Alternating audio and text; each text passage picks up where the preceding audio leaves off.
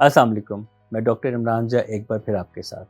आज हम बात करेंगे कि मिसिंग दांतों की रिप्लेसमेंट का जो बेहतरीन तरीका है डेंटल इम्प्लांट्स, वो कितनी किस्म के मार्केट में पाए जाते हैं और डेंटिस्ट कितनी किस्म के उनको इस्तेमाल करते हैं। टॉपिक पे जाने से पहले आपसे रिक्वेस्ट है कि मेरे चैनल पे मौजूद तमाम वीडियोज़ को पूरा देखें, कमेंट करें, लाइक करें, क्वेश्चंस करें जिनके मैं जवाब देने की कोशिश करता हूँ। दोस्तों और अहबाब में शेयर करें, बेल आइकन को टच करें ताकि मेरी वीडियोज़ बर वक्त आप तक पहुँच सकें।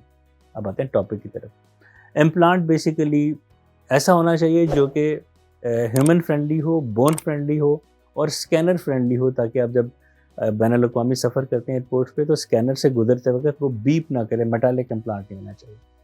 इम्प्लांट बेसिकली 2 या 3 तरह के अवेलेबल हैं जो कि हम लोग यूज़ करते हैं। पहला होता है टाइटेनियम। ये इस वक्त दुनिया में सबसे ज़्यादा जो इस्तेमाल हो रहा है वो टाइटेनियम का इम्प्लांट है। ये ख़ास मेटल है जो कि बायोकम्पैटिबल है। बायोकम्पैटिबल का मतलब ये कि इंसानी हड्डी के साथ, जबड़े के साथ इसकी जो इंटीग्रेशन है या इसका बॉन्ड है, या आम ज़ुबान में कह लें इसका जो जोड़ बनता है, वो बड़ा काबिल मिसाल होता है। सेकंड पे आता है ज़िरकोनिया। ज़िरकोनिया एक प्योर सिरेमिक की शक्ल है जिसके हम क्राउन्स भी लगाते हैं, वेनियर्स भी लगाते हैं।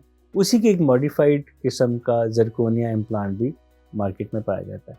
तीसरे इम्प्लांट वो होते हैं जिनका मटेरियल कुछ और होता है लेकिन उनके ऊपर बायोकम्पैटिबल लेयर होती है जो कि हड्डी के साथ इम्प्लांट को जोड़ने में काम देती है। ये डिपेंड करता है कि डॉक्टर आपके लिए क्या सेलेक्ट करता है, आपकी बोन डेंसिटी कैसी है, आपकी बोन का क्वालिटी कैसी है, आपके मसूड़ों की हालत कैसी है। उसके मुताबिक डेंटिस्ट डिसाइड करता है कि आपको टाइटेनियम इम्प्लांट लगाना है, ज़िरकोनिया लगाना है या कोई और बायोकम्पैटिबल इम्प्लांट लगाना है।